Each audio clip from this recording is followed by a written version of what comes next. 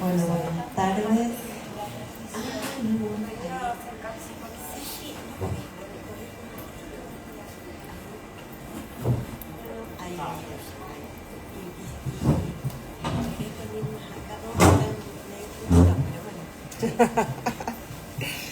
Bueno, buenas tardes. ¿Qué tal? ¿Cómo va? Voy a presentar a Natalia. Natalia Litvinova es poeta y editora. Nació en Bielorrusia en 1986 y desde 1996 vive en Buenos Aires, donde imparte talleres de poesía. Ha publicado varios libros, entre ellos Todo Ajeno, 2013, Siguiente Vitalidad, 2016, Cesto de Trenzas, 2018, La Nostalgia es un sello ardiente, 2020, Sonca Manos de Oro, 2022. Su obra ha sido editada en Alemania, Francia, España, Argentina, Chile, Brasil, Colombia y Estados Unidos. Luciérnaga, la novela de la que hoy vamos a hablar, es la ganadora del premio Lumen de Novela 2024 y es su primera novela. Además es editora de Chanten.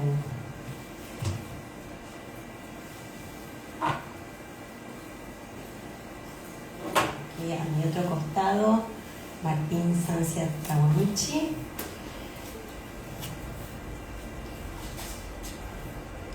Estudió cine y literatura, es autor de los libros de literatura infanto-juvenil, breves historias de animales sabrosos, engreídos, enamorados, malditos, venenosos, enlatados, tristes, cobardes, crueles, espinosos y otras historias.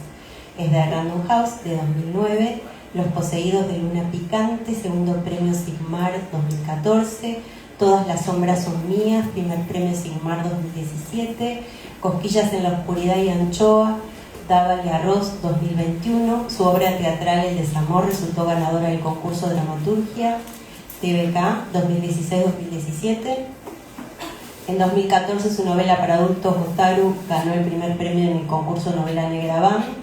Extremo Negro 2014, Evaristo Editorial publicó su libro de cuentos Este pálido mundo mío en 2018 y sus novelas Yunga 2017 y Sogokuse 2019 y U22, finalista del premio Clarín. Y Uquillo, que es la novela de la que vamos a hablar, es finalista de 2024 del premio Gilba Melfer.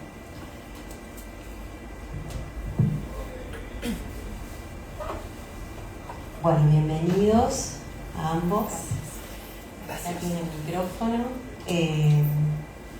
Los dos, acá les hago una pregunta a los dos, una o dos preguntitas a los dos y después vamos por cada uno lo que pensé.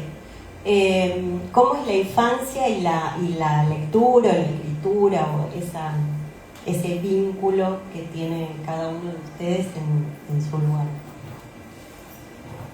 Buenas noches, qué lindo estar acá.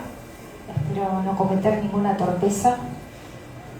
Bueno, voy a arrancar, aunque quería que arrancara Martina si me copiaba, pero bueno, vamos a tener que improvisar, no me puedo copiar. Yo mientras voy diciendo torpezas. Dale. Tenemos esa coreografía. Bueno, la infancia es uno de los temas no más importantes de mi obra. No solo se nota en la novela, creo que está también en mis poemarios. Hoy con Martín tomándonos un cafecito hablábamos del nostos, ¿no? Esto de poder regresar a la infancia a través de la ficción y la literatura. Para mí la infancia fue maravillosa a pesar de todos los cambios que vivimos como migrantes, porque estuvo plena de naturaleza. De hecho, el primer libro que leí sola fue Robinson Crusoe, ¿no? Y esto, el encuentro con la naturaleza, el hombre en la naturaleza, ¿no? El naufragio, para mí el encuentro con la literatura fue un naufragio por este libro. Y también en la infancia, bueno, leía pensando que los libros se escribían solos. Disfrutaba mucho de esa etapa de no pensar en el autor, de no tener obviamente internet para googlear, ¿no? Para investigar. Entonces yo creía que los libros se escribían solos, que eran objetos mágicos, ¿no? Y también tuve la suerte de crecer en una casa llena de libros, que no siempre ocurre. Esto de ver a mi madre releer, no solo leer, sino releer libros. Y yo ahí pensaba, bueno, una lectura no alcanza, está pasando algo ahí con esas relecturas.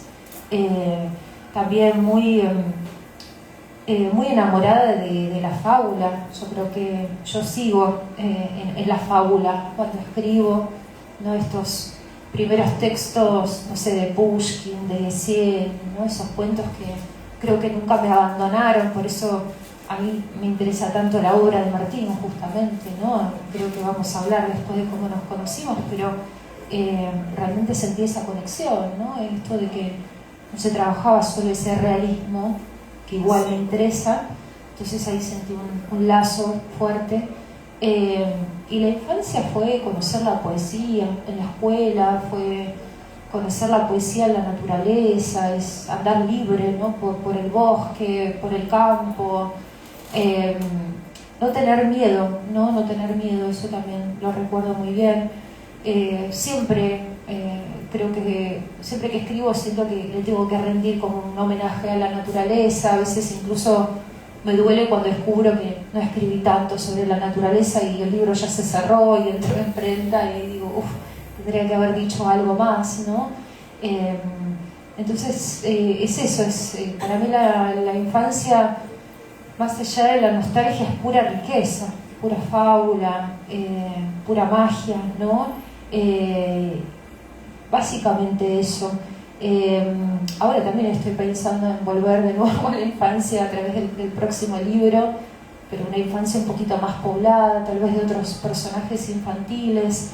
En fin, es un tema que me va a interesar, creo que toda la vida. Algunos dicen que todos los poetas arrancamos escribiendo algún libro sobre la infancia. Fue mi caso también. No sé si se cumple en todos los casos, pero también me interesa algo de eso, ¿no?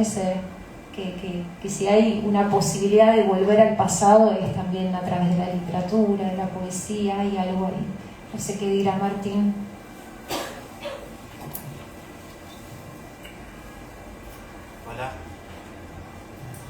Hola, buenas noches. Muchas gracias por venir. Bueno, en mi caso la infancia estuvo muy alejada de los libros, pero no de la ficción. En realidad fue casi pura ficción mi infancia, porque yo venía de una familia muy desordenada y teníamos que inventar un orden que no existía. Entonces básicamente me la pasaba mintiendo, ¿no? Por ejemplo, mi viejo tenía otra familia, pero yo decía que mi papá vivía en mi casa y todo el tiempo estaba contando historias de mi papá en mi casa, y creo que vivía yo en un mundo ficticio que nadie se lo creía, ¿no? Todo el mundo sabía que mi viejo no vivía conmigo, pero yo insistía con eso, ¿no? Y también el tema de ser hijo único a mí me fue arrojando, arrinconando a la soledad. El tema, yo nací me crié en La Matanza y después pasé a los 10, 11 años a vivir a Capital, y me pareció un reverendo embole vivir en Capital. Yo pasé una infancia de Tom Sawyer a tener que pedir permiso para ir a Parque Chacabuco, que me pareció una idiotez. Nosotros en La Matanza estábamos todo el día en la calle y nadie pedía permiso, ¿no? Y creo que ahí me fui volviendo más sombrío, más melancólico en ese pasaje durante la semana. Durante la semana era muy sombrío, el fin de semana que volvía a La Matanza, a la casa de mi abuela, me transformaba en la persona alegre que yo quería ser. Pero en los momentos, lo sombrío me fue llevando a la lectura, y ahí encontré en la lectura, tanto como también encontré en la escritura, un modo solitario de no estar solo, ¿no? Y creo que que eso fue lo primero que me sorprendió, no me sentía solo cuando leía.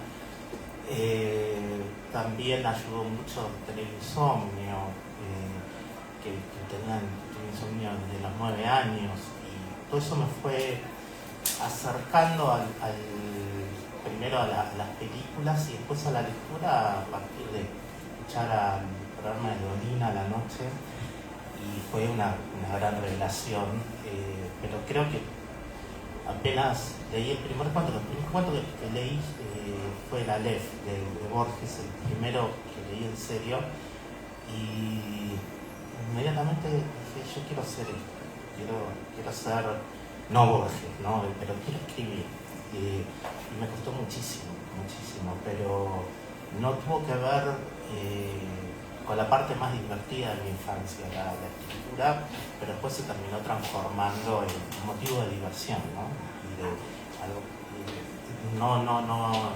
No era yo una persona solitaria, todo el tiempo quise salir de eso, ¿no? Nunca quise ser una persona solitaria, pero terminé siendo asquerosamente solitario, lamentablemente. ¿Y cómo se forman? ¿Van a talleres?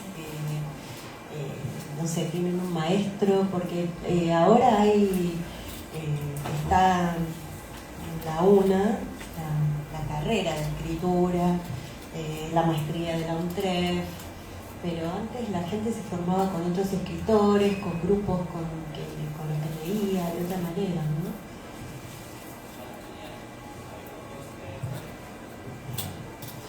Bueno, en mi caso no fui a taller literario, fui un autodidacta, pero por una cuestión de cobardía. Yo tenía miedo de ir a un taller y que viera el taller el coordinador me dijera, no servís para esto. Y si yo no servía para esto, no tenía un plan B. Entonces, digo, no quería enfrentar esa verdad. Entonces escribí a solas durante muchos años y perdiendo muchísimo tiempo. Me tuve que dar cuenta solo de cosas que si en un taller me daba cuenta enseguida, y no soy un tipo brillante como que se di cuenta solo de las cosas, no, me costaba mucho. Tardé 8 años en escribir mi primer cuento. O sea, empezaba, dejaba al primer párrafo, segundo párrafo, abandonaba. Empezaba otro cuento, empezaba otro. Tenía como 50 cuentos empezados, pero ninguno terminado, durante 8 años. Y hasta que me di cuenta cuál era el problema solo, y ahí empecé a terminar todo lo que empezaba. Pero creo que de haber tenido un maestro, de haber tenido alguien que me acompañara, ese camino hubiera sido más rápido y muchísimo más disfrutable. Fue un padecimiento para mí eso. Entonces yo creo que está bueno, y lo que nombrás de la UNA, la verdad que me parece que son espacios que se abren, que están muy bien y que dan frutos, ¿no? Ahora me preguntan, ¿sirve un taller literario para escribir? Para escribir te puede servir trabajar en una panadería, depende. Puede no servirte un taller literario porque no te va a servir una panadería para eso, pero no pasa por ahí, por si sirven o no sirven. Depende de la búsqueda de uno, estar con... Y también lo que uno tenga que escribir, la manera en que uno se involucra, no hace magia los talleres, ¿no? Pero sí sirven mucho. Quizás suene un poco extraño lo que voy a decir, pero siento que como que mi primer maestro fue la aparición de los blogs. Maestro de tener 16, 17 años, así también muy solitaria, un poco oscura, así como lo que cuenta Martín, leyendo a Pizarnik, leyendo un montón de escritores y escritoras que los tenía como endiosados, ¿no? Eran seres, en mi cabeza de adolescente, eran seres espectaculares, que merecían ser leídos, que vaya a saber cómo les salía a escribir así. Entonces cuando aparecen los blogs, me armo un blog, empezó esta hermosa ola de preguntas-respuestas, te venían como comentar. eso fue para mí espectacular, romper un poco de esa soledad. Yo recuerdo volví a mi casa, prendía la computadora de mesa, que tardaba como 15 minutos, mientras me cambiaba, me hacía un té, ahí prendía la computadora, abría el blog para ver si me habían llegado comentarios sobre mi poema. Estaban ahí con una seriedad que hoy no vemos en las redes, ¿no? Pero había una cosa de, querida Natalia, yo creo que este verso, no sé qué, o sea, wow, era como para mí un intercambio increíble, no nos conocíamos, no nos veíamos las caras, sí nos conocíamos los seudónimos, ¿no? O, bueno, los nombres reales. Y de esta manera lo conocí a Javier Galarza, que bueno, tuvimos la posibilidad también de publicarlo en Yantén. Para mí es un gran poeta, gran ensayista, sobre todo un gran amigo.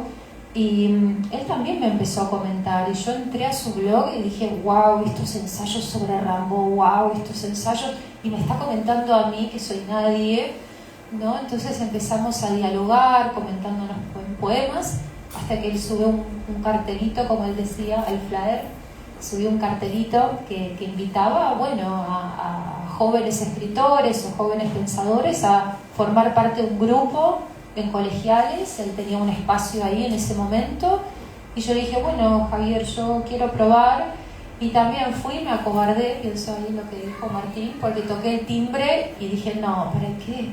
Y me empecé a ir. Javi fue muy rápido, bajó rápido. Fue eso, o sea, toda la historia se armó porque él bajó demasiado rápido y me vio, me dijo, ¡hey! Yo ahí dije, ¡ay, qué vergüenza! Te voy a decir que fue al kiosco, no sé. Y ahí como que no, fue maravilloso porque recuerdo los primeros encuentros en los que escuchaba poesía a la que yo no iba a llegar. No sé, autoras norteamericanas que yo no leía y no sentía ese interés, esas poéticas como más arrebatadas o despeinadas o aparentemente descontroladas o falsamente descontroladas, porque bueno, se requiere también mucho control para ese tipo de poesía. Y ahí es cuando empecé a decir, esto también es posible en la poesía, esto también lo puedo hacer, ¿no? Como que de repente el mundo se empezó a agrandar enormemente. Fue un momento de mucho vértigo también, ¿no? Cuando te encontrás con tantos autores, y sobre todo fue muy rico escuchar a otras personas. Éramos todos jóvenes, una edad similar, 20 años, 18, 19, 20 años, que venían de la filosofía o estaban estudiando otras cosas y tenían opiniones completamente distintas a las que yo tenía en mi cabeza, porque no me animaba a hablar, ¿no? Yo tenía pensamientos, pero no los... Tardé un año, me acuerdo, en empezar a hablar. En el taller escuchaba, bueno, leía en voz alta, pero esto de comentar, no. Y porque me sentía muy abrumada. Fue una época para mí de epifanías. O sea, yo sentía que deliraba después de... Como que eran momentos casi místicos de salir de ese taller, ir a la estación colegial, y me acuerdo esperar el tren en la noche, ¿no? Y me acuerdo que Javi también nos acompañaba a las chicas, tenía esa cosa medio protectora, se ponía un sobre todo a propósito porque él quería ser como gótico. Y me acuerdo, ¿no? Estaba todo buenísimo, ¿no? Toda la estética, el puente, la noche, el tren, hablando sobre, no sé, poetas románticos alemanes. Entonces fue una época que tenía como esa aura de que todo estaba por hacerse, ¿no? Y después fueron esas grandes épocas de hacer todo en manada, ¿no? De tomarnos bondis, trenes para ir a lecturas, acompañarnos. Esa idea de seguir haciendo algo juntos, bueno, después nos fuimos fragmentando y se fue perdiendo, pero fue como, podría decir, mi único maestro. Después, bueno, empecé a trabajar con Martín y ya hablaremos de eso, pero fue así como un camino de quería perfeccionarme y tener a esa misma persona a mi lado en ese camino, y así fue, como que creo que yo funciono así, yo trabajo así cuando hago transferencia, cuando también elijo, ¿no? A mí me encanta esto de decir, bueno, yo elijo estar acá con esta persona y confío en su criterio y que vamos a ir creciendo juntos. Así que hemos trabajado mucho en lugares insólitos también, dando talleres después juntos. Yo me tomé como el lado ruso, ¿no? Que a mí me encanta la poesía rusa y es donde más investigo. Entonces, bueno, fuimos como sumando ideas, sumando fuerzas para generar talleres como bastante híbridos o raros, temáticamente hablando. Entonces, bueno, puedo decir que fue creciendo gracias a la experiencia, Javier, sí, completamente. Bueno, seguimos con la escritura. ¿Por qué escribir? Voy a leer unas frases.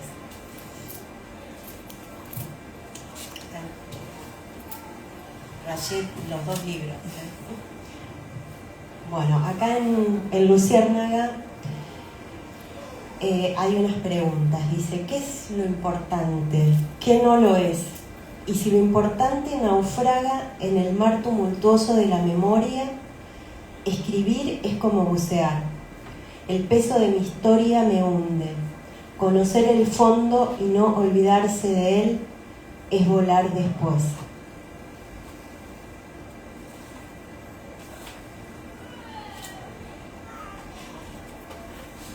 Gracias. Ahí. Escribo porque no puedo tejer piernas más fuertes para mi madre. Escribo porque yo sí puedo caminar hacia atrás por ella. Narrar es alargar la lengua, elongar el presente para que se toque con la leyenda. Narrar es también tirar del hilo y deshacer un tejido.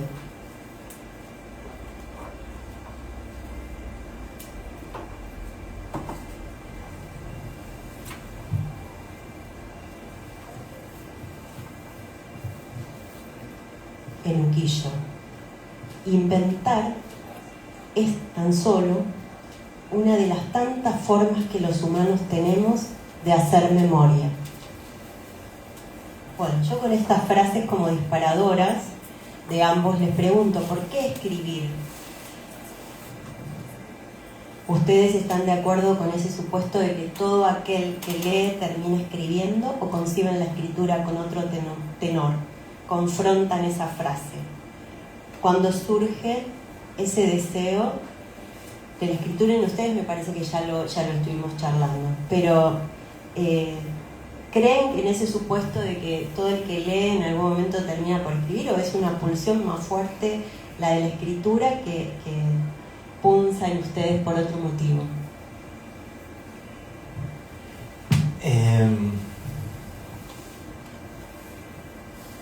No sé. No sé. Inventar historias. Sí, igual no estoy muy de acuerdo con lo que dije ahí, pero lo dice el personaje.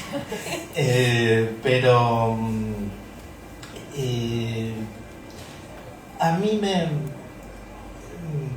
me pasó que la escritura se me transformó en una manía. Nunca.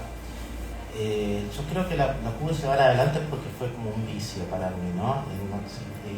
Si lo hubiera encarado seriamente no hubiera podido seguir escribiendo. Era algo que me hacía mal. La lectura era algo que me hacía bien, ¿no? La escritura para mí no eran dos cosas que fueran de la mano. Pero tardé en darme cuenta, ¿no? Pero para mí la escritura,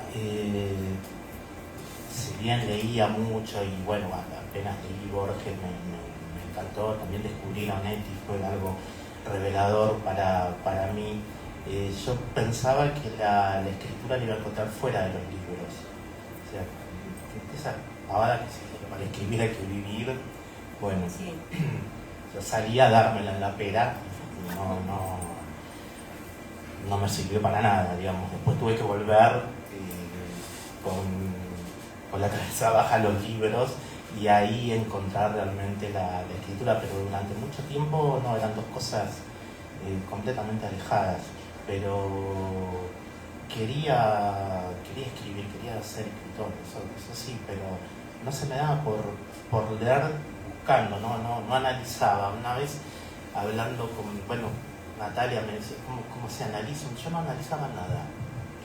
Yo leía a lo pavote, no pensaba que ahí hubiera algo para mí, ¿no? Más que disfrute. La escritura se aprendía en otro lado. ¿Dónde? Bueno, en lugares donde no se aprende, pero bueno, eso me pasó a mí. Qué interesante, me quedé igual como muy enganchada a lo que dijo. Quiero tomarme lo que dijo Martín, esto en mi casa no había tantos libros, pero había mucha ficción. Y por eso la mentira, ¿no? También. Y a mí me pasó como lo contrario, como que había demasiado orden en mi casa y escribir también era como poder mentir, tener justamente como jugando con lo que dijiste vos, ¿no? Como eso de decir, si no puedo hacer lo que quiero, porque mi madre es estricta, esto, lo otro, viví en una sociedad bastante estricta también, como que en la escritura estaba esa libertad, de decir, bueno, yo escribo este paisaje, o yo escribo este poemita, o escribo estas frases como yo quiero, como encontrar esos espacios de diálogo con una misma sin la interferencia de los adultos. Creo que ese fue el primer acercamiento, ahora que lo pienso, ¿no? Sí. Y también me pasa es que no tengo tantos recuerdos por fuera de la lectura o la escritura, no es que no los tenga, pero como que cada recuerdo importante que ahora repaso en mi cabeza, siempre hay un libro, siempre hay algo. Siempre hubo esa necesidad de después ponerme a escribir, como para entender las cosas. La escritura fue para mí súper importante. También creo que escribo también para vivir de una manera un poco más lenta. A mí me encanta esta idea de tejer, y tejer lleva tiempo, ¿no? Y a mí me encanta esta idea de tejer las historias. Ahora estoy dando en unos talleres que tengo de poesía a una autora venezolana que se llama Hani Osot, y ella tiene un poema que es como un manifiesto que dice que escribe para recuperar ese pozo donde está su familia, en ese pozo, ¿no? Y ella dice, yo quiero ese pozo, quiero recuperar eso desde lo que no sé de esos seres, ¿no? Entonces también para mí, quizás en estas últimas etapas de mi vida, escribir también fue como una necesidad de recuperar, de hacer preguntas, ¿no? Después, en cuanto a que coincido con Martín, yo no sé si todo el que lee termina escribiendo, no lo sé, es una gran pregunta, pero es también un poco imposible de responder, ¿no? En mi caso creo que sí, fue así. Primero fue la lectura, el asombro, ver ahí el juego. Ahí me encanta que Martín haya mencionado la palabra diversión, esto de escribir y poder tachar o decir esto no me gusta, o después con la llegada del Word, parezco una anciana hablando sobre la tecnología, pero la llegada del Word a mi vida se va a llamar mi próximo libro. Digo, esto de enfrentarme al Word y decir, ay, puedo borrar una frase, o agarrar, copiar y pegarla y que esté en otra parte de la hoja. Y es como que esto que dice Huidobro, ¿no? Los poetas son pequeños dioses. Yo me sentía una pequeña diosa. También a mí me dio como ese protagonismo a la escritura, ¿no? Sí. Bueno, ¿y cómo llegaste a Martín? Natalia, ¿sentías que ese material que tenías era una novela en ciernes? ¿Cómo fue el proceso de escritura en la clínica? Ay, yo no sé lo que era. Martín me dijo que era una novela. Para mí era un rejunte de cosas significativas para mí. Eran fragmentos con los que había vivido. Habíamos convivido con esos fragmentos. A todas las Natalias sabíamos, ¿no? Por eso hablo en plural, porque somos muchas acá. Y sentí que ahí, en ese cúmulo de cosas escritas, había algo importante para mí, evidentemente, pero como siempre pensaba en la poesía y no en la narrativa. De hecho, yo me dije una vez, nunca voy a publicar un libro de narrativa, soy poeta, ¿no? Como esa cosa medio adolescente de, bueno, voy a estar siempre para la poesía, que es lo que más me importa. Y después, bueno, ocurre que algo te atraviesa también, y también me di cuenta que no importa finalmente el género, importa la escritura. Después, bueno, por ahí algo se ilumina y la escritura misma te dice, no es por ahí, necesitas como explayarte más, estirarte hacia ciertos márgenes, ¿no? Tirar más de la lengua, ¿no? Entonces ahí me encontré con esa fascinación, con esta idea de quizás sí pueda escribir una novela, pero sola no puedo. Había llegado hasta un cierto punto, tenía varias hojas, como casi anotaciones en un cuaderno, como anotaciones en un diario, que tenían mucho peso y no paraban de hablarme esos textos, no paraban de pedirme cosas y necesitaba ordenarme o desordenarme, no lo sé, y que alguien me guiara, alguien con conocimiento de la causa. Y bueno, Yunga fue un libro que a mí me voló la cabeza cuando lo leí, esos libros que no se te borran más y que además como que instauran algo, como que marcan un antes y un después. Y para mí fue un antes y un después de Yunga. También coincidimos en varios encuentros, así como compartimos una mesa. También Martín presentaba su libro y yo presentaba Yunga y yo presentaba la reedición de Siguiente Vitalidad. Y bueno, cuando Martín contó cómo escribió la novela, en cuánto tiempo, me pareció todo muy desquiciado, ¿no? Pero bien. Y esa es la parte que yo quería, porque también tiendo a ser muy obsesiva y a veces ordenada de más, ¿no? Y a veces siento que no me permito por ahí un cierto desborde. Y escuchando cómo trabajaba Martín, habiendo leído Yunga, ya ahí me di cuenta que algo estaba bien, que eventualmente podría acercarme a Martín y trabajar con él, pero no era el momento porque durante esa charla, durante esa presentación, yo fantaseaba con eso, pero no tenía una novela, no pensaba en escribir una novela. Ya teniendo estos fragmentos, sí, dije, ahí sí apareció de nuevo el nombre de Martín. De hecho, yo ya lo estaba recomendando a otras personas, ¿no? Primero lo recomendé, hace taller con Martín, y dije, ¿por qué no puedo yo hacerme cargo de esa recomendación, ¿no? Creo que llegó el momento, y ahí es cuando le escribí, bueno, le pasé mis textos, y fue Martín que me dio la confianza y me dijo, esto es una novela, porque todavía estaba como en duda eso.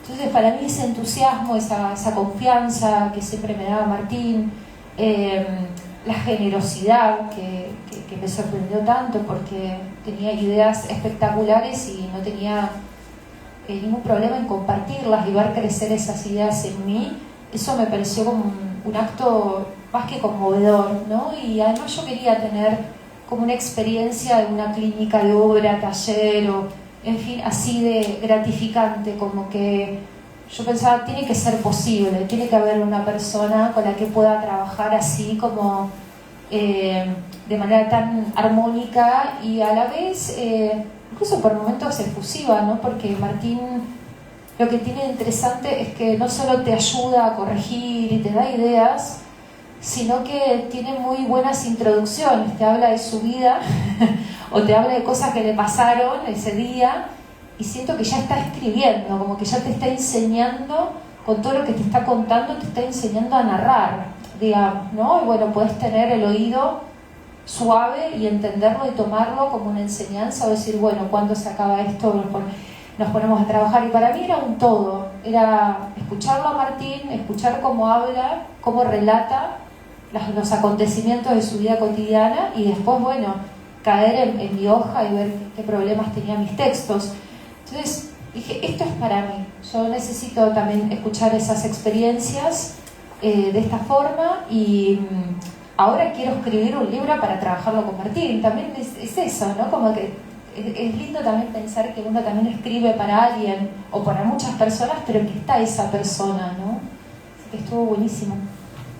Bueno, y Martín, ¿cómo fue para vos tu encuentro con Natalia ahí en la clínica?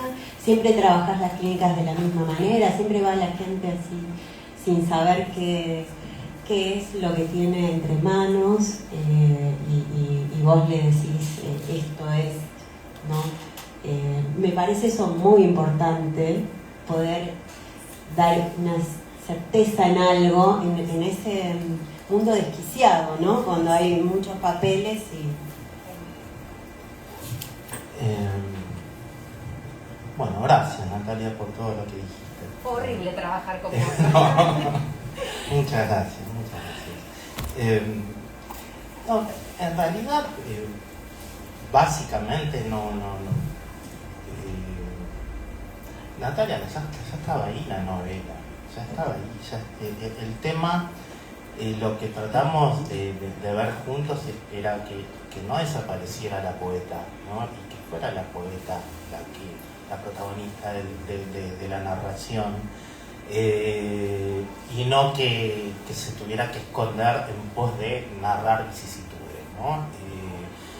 Me parece no, Entusiasma es un libro de una poeta, no es no estoy hablando mal de los narradores, pero digamos, es una novela, y lo hablábamos, ¿no? En algunos momentos de la narradora estaba perdida, pero la poeta sabía dónde iba. Entonces, ella decía, no sé qué, o sea, pero hablaba desde la narradora, pero la poeta siempre supo qué es lo que quiso, estaba y surgía, y era simplemente dar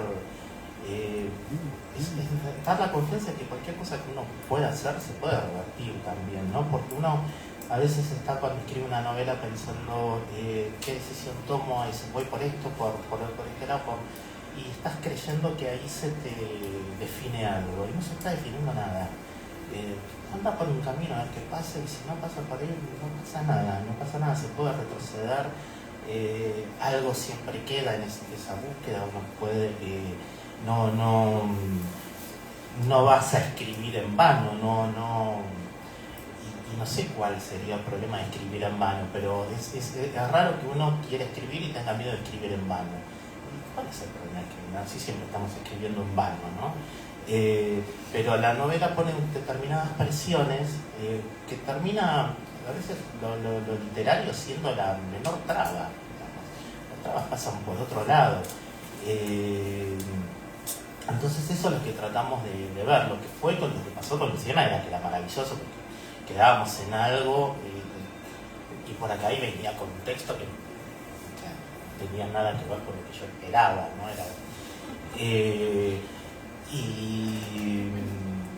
Y para mí estaba destinada a causar lo que causa la novela, estaba destinada a ganar el premio Newman. Y para mí era una situación de privilegio ver ahí, como es una situación de privilegio ver la mayoría de la gente de toda la gente con la que laburo, ver cómo va surgiendo. Es muy lindo, es mucho más para mí gratificante que las pavadas que uno escribe para uno que no es muy lindo ver cómo va surgiendo la novela, y sobre todo la gente que no se tiene confianza en lo que está haciendo, y que me parece que es un elemento a veces válido no tenerse confianza, pero que esa falta de confianza no te va a bajar los brazos, ¿no? Pero dudar mucho, y entonces ven cómo la novela crece, tampoco se transforma en algo arduo. Me parece para mí también que esa que, bueno, alguien que yo admiro mucho, Carlos Busquet, dice que desconfía de la gente que disfruta de escribir, ¿no? Y me parece una frase medio, hablando mal y pronto, medio pelotuda, ¿no? Porque ¿para qué escribiría si no disfruto? Digamos, ¿no? En el sentido de uno, o sea, tenés que trabajar, tenés una vida con 2 millones de pelotes.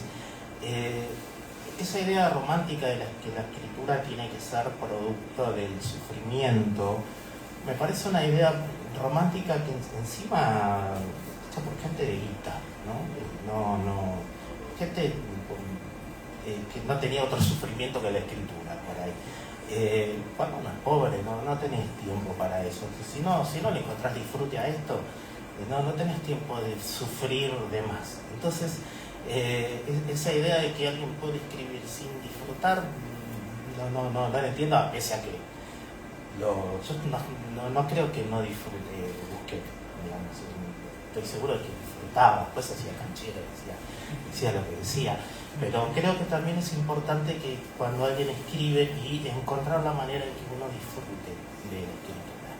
Creo que si la escritura se te transforma en algo tortuoso, va a ser más difícil ejercerla, va a ser más difícil que te sientes escribir. Entonces tenés que buscar eso, y a mí me pasó que yo, después de 8 años de sufrir de todo, encontré la manera de disfrutar. Y cuando vos disfrutas de algo y se termina transformando casi en algo como un vicio, ¿no? No te tenés que plantear, voy a escribís, es algo que tenés ganas de hacer todo el tiempo y te termina incluso importando mucho menos el resultado, ¿no? Porque el resultado importa, pero también importa disfrutar, y no hablo de una manera estúpida de decir nada, disfruto, pero es importante disfrutar de lo que uno hace, y disfrutar de que es un cuento malo, horrible, espantoso, disfrutaste, bueno, está bien, valió la pena y algo va a pasar con ese texto, en algún momento lo vas a poder ver, rever, pero me parece que eso es importante y eso es lo que elaboramos mucho en los talleres, en las clínicas, porque realmente a mí me pasó de padecer mucho de la escritura. 8 años sin poder terminar un cuento es espantoso, y también estar creyendo que uno tiene que hay algo que se está poniendo en juego con la escritura, cargarle tanta responsabilidad a un texto, ¿no? Porque tampoco una publicación te garantiza nada, que te publique no significa que escribís bien, que ganes un premio no significa nada. Entonces, no hay nada que te venga a legitimar nunca lo que vos haces. Entonces, bueno, mientras tanto, disfrutar de la escritura. Yo creo que se puede eso, ¿no? Pero uno tiene que sacarse ese fantasma romántico de sufrir, de sufrimiento, o de relacionar la escritura con la autodestrucción, o con, me parece que es un problema de nenes bien, ¿no?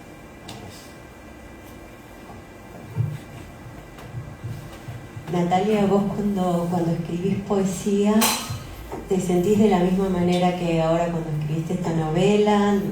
Como que estás escribiendo todo el tiempo poesía. Ya pasó ese tiempo de decir no sé qué es esto, cómo voy, cómo sigo por acá. Y bueno, muchos libros. Ahora tengo miedo de responder porque yo sufrí mucho. Bueno, también. Claro, todos sufrimos.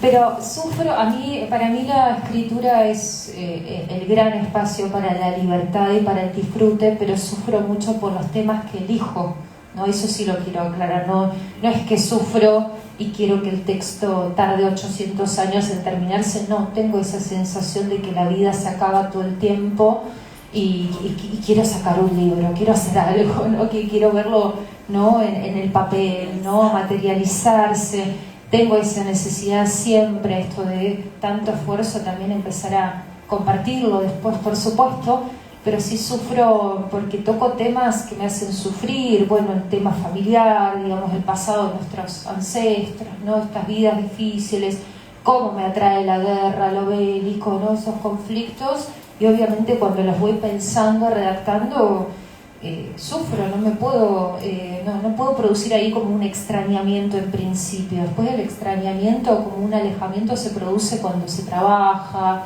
cuando puedo recortar partes, cuando puedo meter un chiste, un diálogo, ¿no? Ahí se produce un cambio.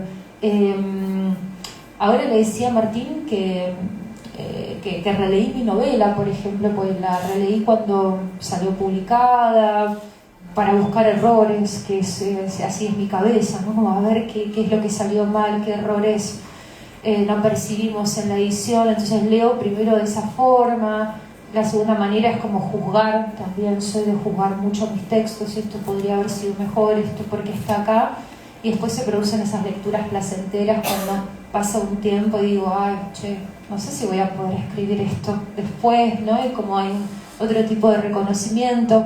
Ahora me está pasando de releer mis poemarios y sentir que hay material ahí para una novela, ¿no? Como que un libro finalmente no se termina y que no se cierra por completo, en ese sentido, que hay ideas ahí, ¿no? Como que hay ideas que fueron logradas así, poéticamente, pero que son ideas que siguen resonando, hay obsesiones que se van evidenciando cada vez más. Entonces ahora me estoy amigando más con esas obsesiones, quiero tirar más de ese hilo, hacer crecer esas historias que por ahí eran como un poema corto, de pronto, bueno, pero si estirara este poema, acá tengo un cuento, una novela. En fin, ahora estoy con esta gran necesidad de seguir escribiendo. De hecho, cuando cerramos el libro con Martín, yo me quedé con ganas de seguir escribiendo esta novela, pero bueno, tenía ganas también de mandarlo a este concurso, casi no mando porque estaba muy cerquita la fecha. Y hay muchos capítulos que quedaron afuera, que pueden ser posibles historias, novelas, pero el disfrute está, pero también creo que porque abordamos el texto de una manera súper luminosa nosotros, o sea, podíamos reírnos de cosas graves de un texto, y para mí es sumamente importante poder reírnos de la gravedad de las cosas también, ¿no? Yo creo que estoy en esta etapa de esa necesidad de volver a la escritura después de la novela. No he podido con textos extensos aún, porque también con una novela vienen otras obligaciones, hay que poner el cuerpo, ¿no? Pero sí le contaba a Martín que estoy con poemas, ¿no? Como que pensé que iba a lanzarme a otra novela y algo me dijo, no, novela todavía no, poemas, ¿no?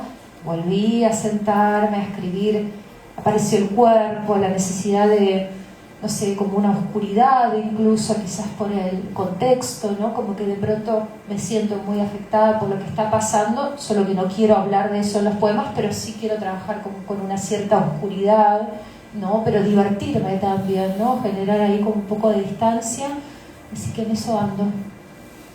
Cuando hablas de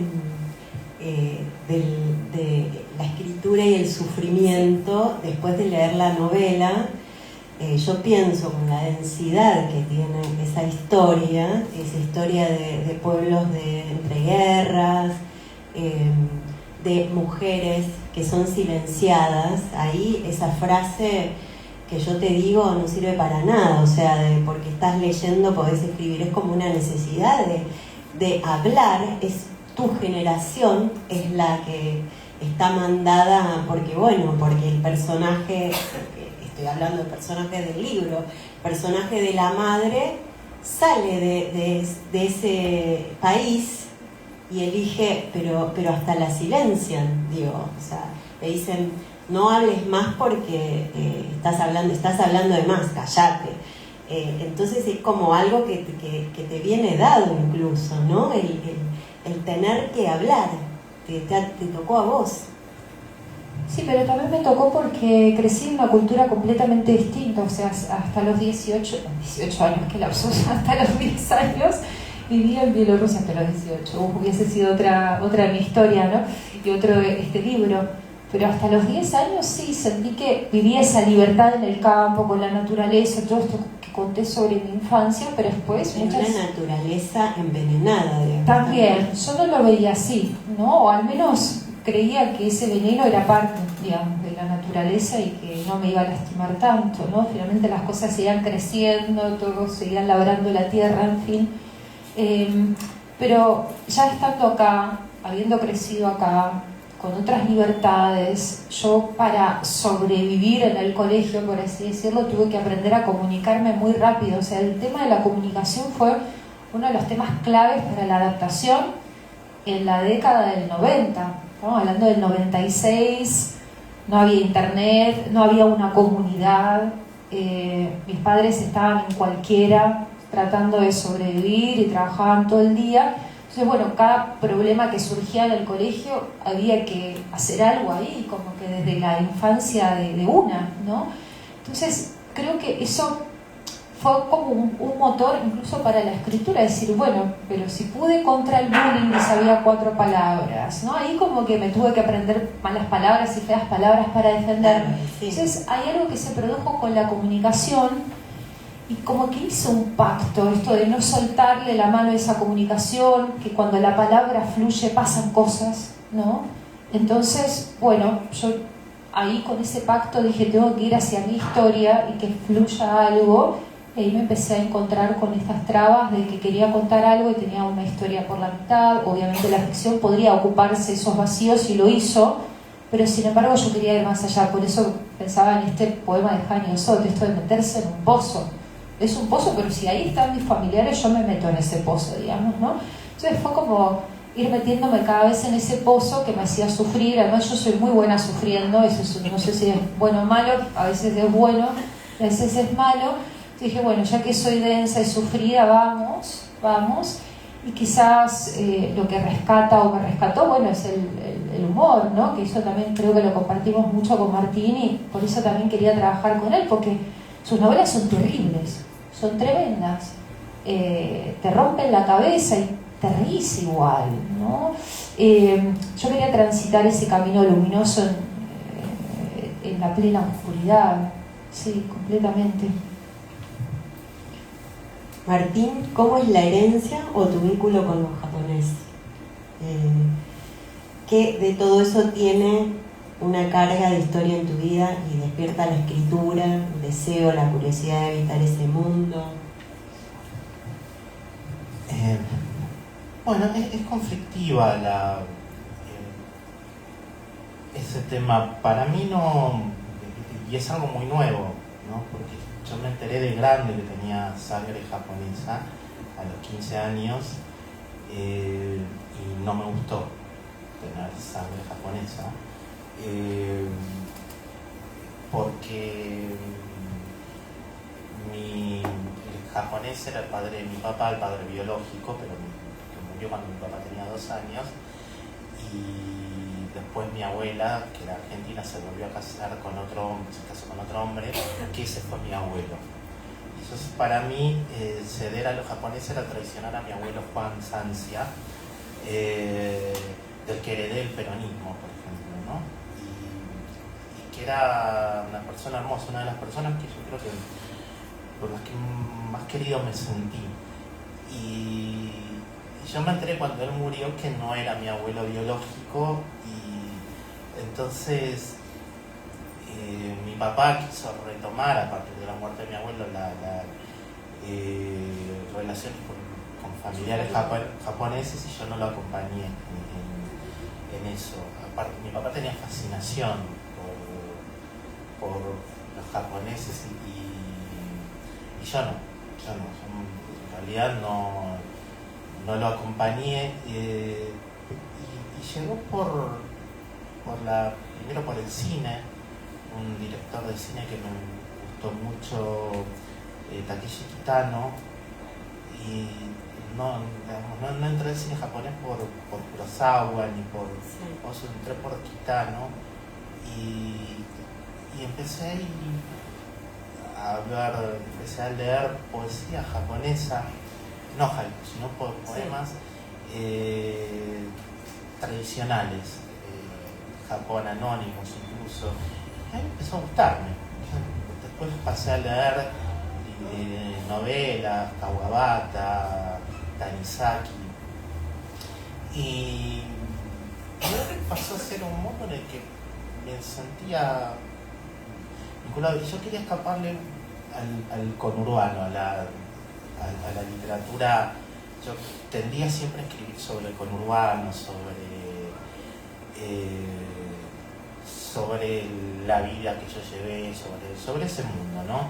Y quería escaparle porque me parecía que me limitaba mucho el lenguaje, ¿no? No tenía cómo abordarlo, no sabía, ¿No te gustaba el lenguaje? No me gustaba como yo lo abordaba. Me gusta como lo aborda otra gente, no es que, pero yo no estaba ahí, y descubrí que yo me tenía que ir a Japón para poder liberarme, y después quizás volver a escribir textos del conurbano o de otro lado, pero ya de otra manera, ¿no? Me parece que el vínculo para mí fue entre esos dos mundos, la literatura infantil, que me permitió pulir un montón la escritura, y ya había cosas que la literatura infantil no me habilitaba a hacer, ¿no?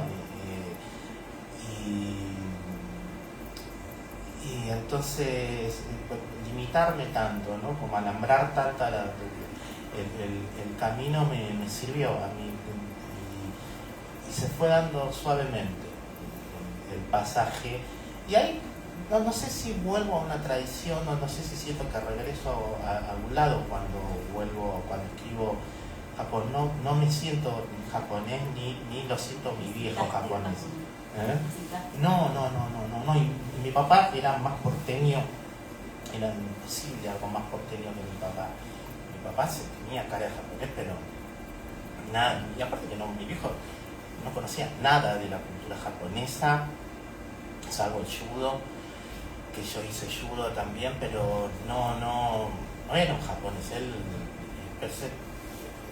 bailaba tango y se llamaba Kacho Sansia Kawamichi, una cosa muy rara, Kacho Sansia Kawamichi. Pero no siento que vuelva a un origen, sino que para mí el origen es el conurbano. Para mí mi herencia es mi familia, mis abuelos cordobeses, mi abuelo acá, eso son la herencia, el peronismo, eso está. Los japoneses es algo nuevo que me surge, no sé, voy y todo el tiempo estoy pensando historias y bueno, esto tiene que ser en Japón porque no puedo hacerlo en otro lado y ya no me cierro, no peleo tanto con eso, pero al principio sí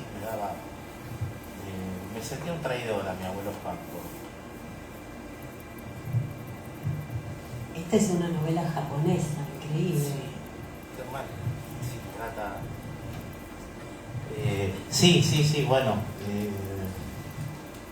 pasó, me parecía que la historia tenía que irse por ese lado y a mí me gusta también trabajar mucho el espacio como si fuera un personaje, ¿no? Y le doy mucha importancia al espacio dentro del mundo de la ficción, entonces me gusta cuando me alejo de lo habitual y entonces ahí tenés que tratar de hacer tuyo algo que es completamente ajeno, algo que es distante, algo que está lejísimo y tenés que mirarlo milimétricamente de golpe. Entonces eso me gusta porque si no me siento en absoluto japonés ni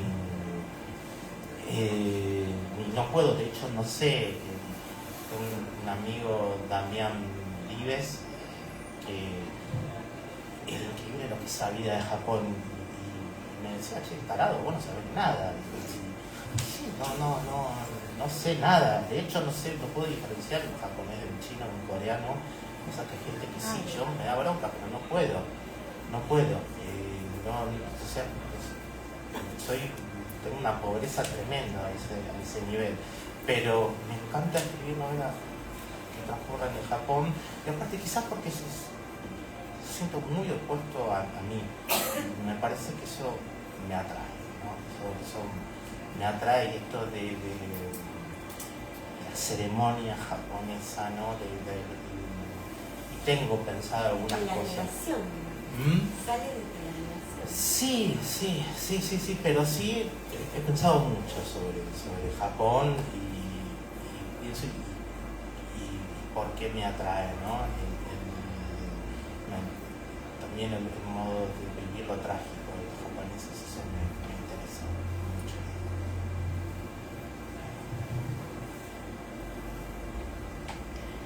Natalia, respecto de la traducción, pensé en una entrevista que le hice el año pasado, el año pasado, Tununa Mercado acá, y Tununa dice, Tununa tiene que dejar el país con su esposo por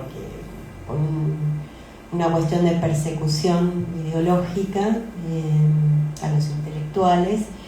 Y el primer exilio de ellos es en Europa.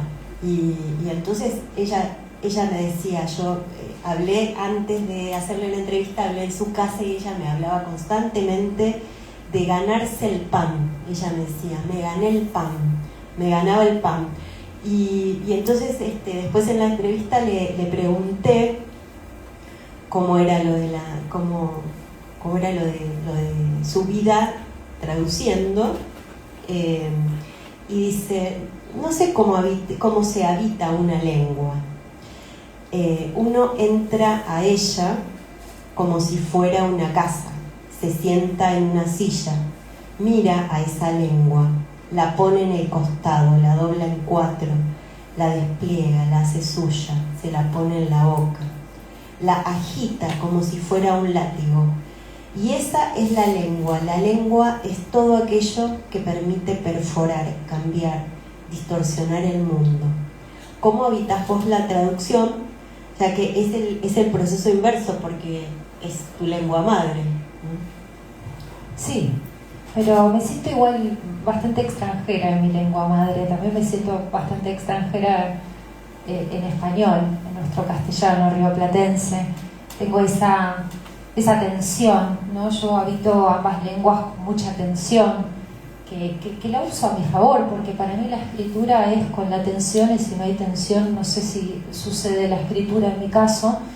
Me encanta que le pueda dar tanto cuerpo, tanta materialidad a esto del el idioma, el lenguaje. A mí me cuesta decir que soy traductora, traduzco, no traduzco para ganarme el pan.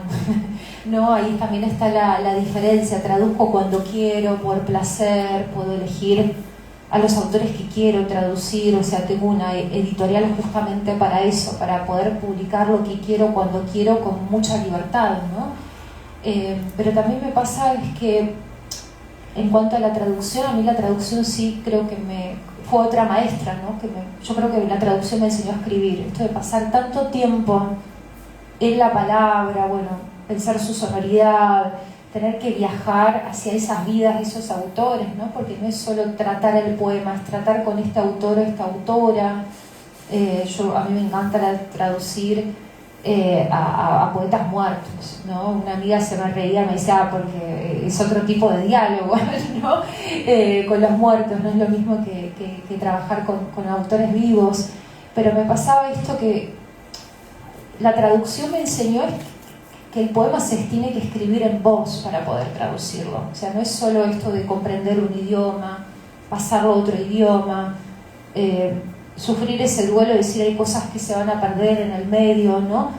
A mí me pasa es que se escribe en voz un libro de otra persona, y cuando se escribe en voz lo podés traducir porque entendés sus sabores, su música, todo lo que ocurrió, las palabras que se usaban por una cuestión de moda o de época, en fin, empecés a entender tantas cosas que son las que después busco en mí o en mi poesía, y me pregunto si también me estoy traduciendo, y claramente sí.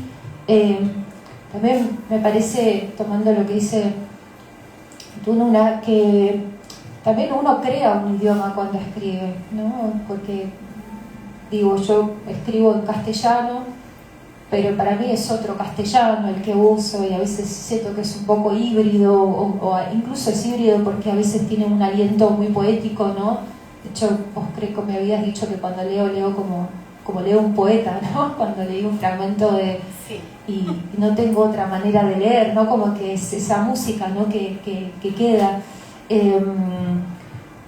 Para mí la traducción es una posibilidad de viajar también, ¿por qué no decirlo, no? Es como dijo Martín, es mentira que uno tiene que haber vivido tantas cosas como para después poder escribirlas, y uno vive leyendo también, uno tiene muchas vidas gracias a las lecturas, uno absorbe muchas vidas gracias a la traducción.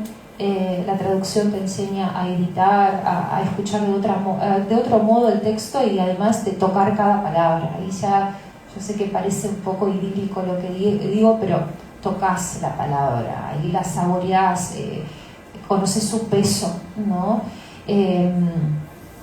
Y es un juego también, de vuelta, estamos ante algo tan lúdico, la traducción es tan importante, tan necesaria.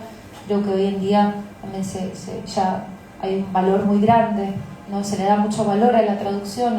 Hace pocos años no se hablaba tanto del trabajo de los traductores, no aparecían los libros traducidos y por arte de magia, y no, ahí hay incluso muchos libros existen porque un traductor los encontró.